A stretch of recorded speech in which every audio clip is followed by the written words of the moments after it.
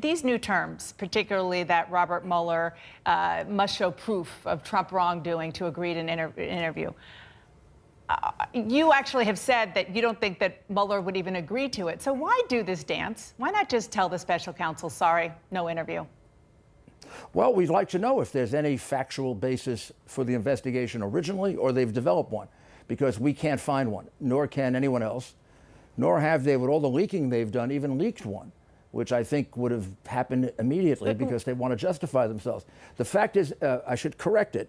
I didn't say they have to prove a crime. Right. What I said was they have to give us a factual basis, meaning some suspicion of a crime. For example, I can't initiate an investigation of my neighbor just because I don't like him, or just because he's politically different than me. Right. So they need to prove. Which is really so they what need to happened prove here. to you that they have evidence, that they have more than suspicion that the president did something. I want to push back on you, though.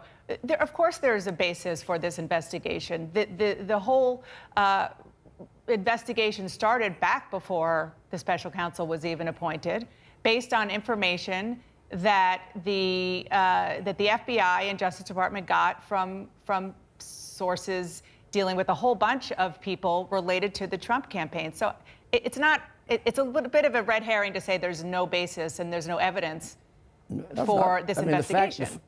The fact is that investigation is highly suspect. It's under investigation right now by Horowitz. He has suggested that it was influenced initially by bias. The same guy that did that, who has said horrendous things about Trump, never vetted by Mueller, became the head of Mueller's team. I mean, there's more. There are more things wrong. Horowitz has talked about the Clinton investigation. Dana, wait, let me finish.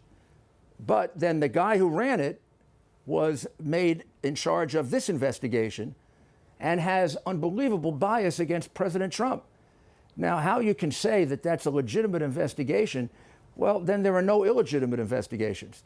I mean, the reality is that there is no evidence of wrongdoing by the president, no evidence of collusion. People can have some evidence of Russian this, Russian that, but not a single bit of evidence. They've been through 1.4 million documents. If that's the case, why doesn't the president just fire Robert Mueller? I mean, you're trying so hard to... You people would... Because if he did it, everybody would say that he was guilty, and that's why he fired him. Look what happened with Comey. Now he's completely vindicated in firing Comey. The Horowitz report actually says if a president didn't do that, he would be derelict in his duties. I mean, Comey has turned out to be the biggest villain in this piece. Okay, we could go and do a half an hour on trying to pick apart that, but let's just focus on one of the things that you said, that there's no evidence. You say that the special counsel hasn't produced evidence, but they haven't said that they have no evidence. I mean, you say that there have been leaks. They've been remarkably tight-lipped, aside from what they've had to do with indictments and such. They leaked meetings. They're leaking on Manafort right now. They leaked Cohen before it happened. But this is an ongoing investigation. We don't really know what they have and what they don't have. That's fair, right? I have a pretty good idea because I've seen all the documents that they have. We've debriefed all their witnesses. And we've pressed them numerous times. You've debriefed all of their witnesses? Well, I think so. I mean, the ones that were involved in the joint defense agreement, which constitutes all the critical ones, they have nothing, Dana. They wouldn't be pressing for this interview if they had anything. If they had evidence of a crime, they'd write a report. And they can't write their report because on collusion, they have nothing.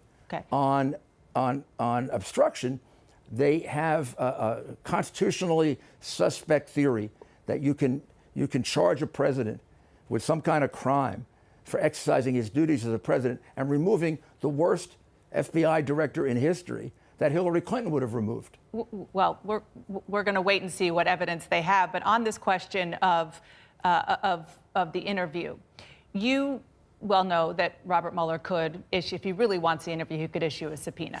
But are you banking on the fact, putting these new guidelines on, these new conditions on an interview, are you banking on the fact that Robert Mueller just won't take that step, won't subpoena the president? I am not. I have no idea what he's going to do. I think if he does, we could have the subpoena quashed. To subpoena the president, never been done successfully in the history of this country. There is very, very strong law that the president cannot be subjected to criminal process. There's very good argument the OLC opinion governing Mueller says that, but certainly constitutional law may say it. The reality is that we have a very strong argument that they haven't made a case for an interview. They don't show what's called particularized need, even for lesser officials, like the Espy case, which says you can't just subpoena a public official. You have to show some particularized need. If you can get the evidence elsewhere, for example, on obstruction, all the evidence they need, they can get from the Lester Holt interview. Well, what if now NBC plays an abridged version of it and leaves out the end, which exonerates the president. What if the president? The president says, I fired him for the good of the American people, even knowing it would extend the investigation.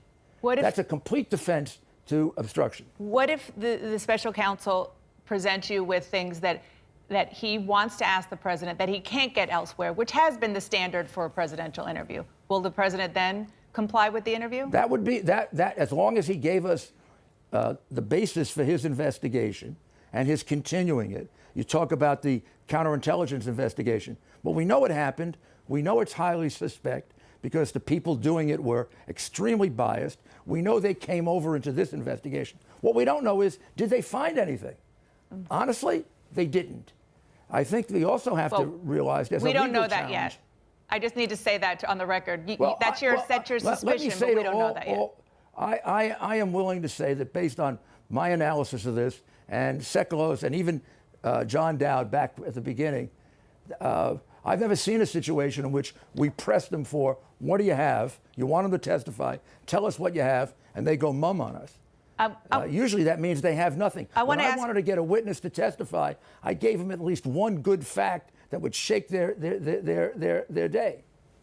I want to ask you about something that is new this weekend, and that is a special counsel apparently wants to interview White House Chief of Staff John Kelly, and that too is up in the air. What is the Mueller team saying to your team about what they want to discuss with Kelly?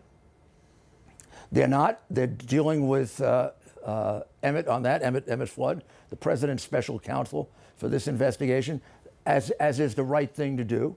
I'm glad to see that that Emmett is using a high standard because, after all, we've given them everything they have. 32 witnesses, no invocation of privilege. 1.4 million documents, no invocation of privilege. Because this is pretty new. Tell me we have something to hide. Most, if not we have all, nothing to hide. Most, if not all, Trump officials, former and present, who have been asked to come talk to the special counsel have complied. This is new, saying no. Yeah, but I think this is new saying no after the Horowitz report, after, hey, I would like to see texts from all the people working for Mueller. He never looked at the text of the people he had to fire, like Peter Spock.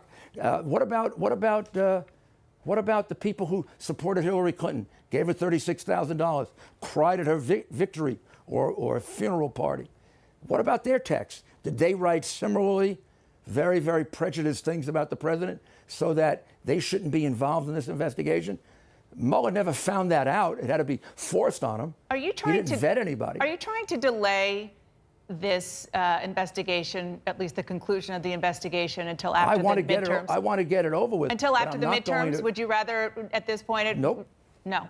I don't let political considerations enter into this. Really? I think that's for other people that absolutely. I mean, I'm defending a man who's being wrongfully accused, probably more than any other. We may very well have an unconstitutional proceeding. I recommend Professor Dershowitz's new book on that, which makes a very strong case against impeaching President Trump on the grounds that it's unconstitutional as it's being applied. But if he's done nothing wrong, why are you discussing impeachment? Because the Democrats discuss it, because everyone else discusses it, and it's the only thing that can result. Mueller can't indict. So what's he doing? I think, and he's got all Hillary partisans, 13 angry Democrats working for him. What the heck do you think they're doing?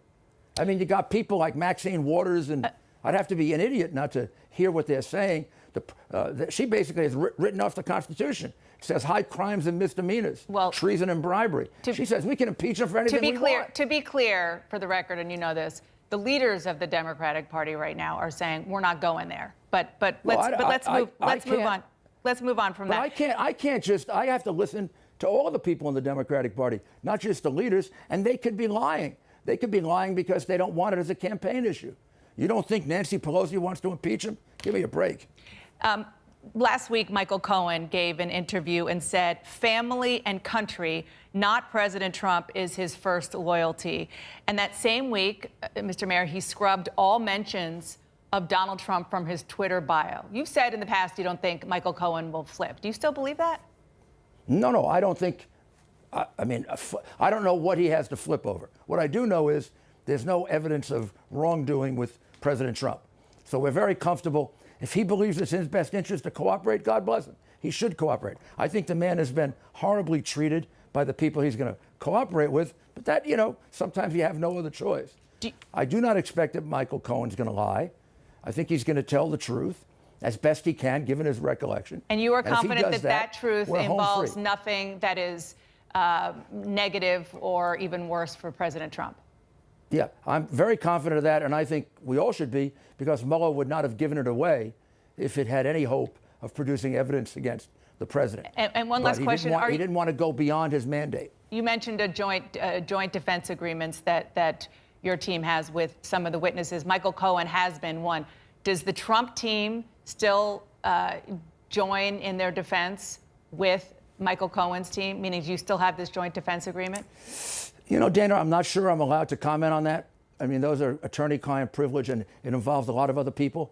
So, yes, there is a joint defense agreement, but I don't think I can identify all the people who are in it, people who are out of it. If somebody gets indicted, they're basically out of it. So I think I can't go much further than that. Okay. Thank you so much, Rudy Giuliani. Thank you, Appreciate Dana. it. Thank you. Thank you for your time.